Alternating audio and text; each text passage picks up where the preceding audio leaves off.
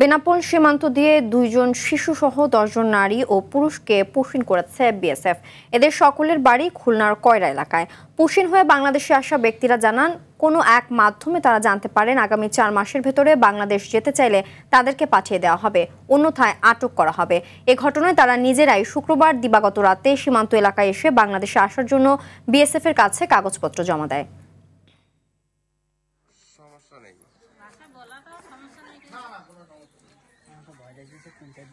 কিছু টাকা পয়সা ইনকাম করে আবার ঘরটা বানাবো এই উদ্দেশ্যে গিয়েছিলাম। তো দেখছি এখন তো আর থাকার মতন নেই, এখন তো বলছে এসব লোক রাখা যাবে না। ওই জন্য আমরা আগে থেকেই আমরা বলেছি আমরা বাংলাদেশের লোক, আমাদেরকে পার করে দেন। ওই যে দেশের সমস্ত ডকুমেন্ট জমা দেওয়া আমাদের এখানে, আমরা এই জায়গাতে ওদের সাথে যোগাযোগ করে তোমাদের পাঠিয়ে দিচ্ছি।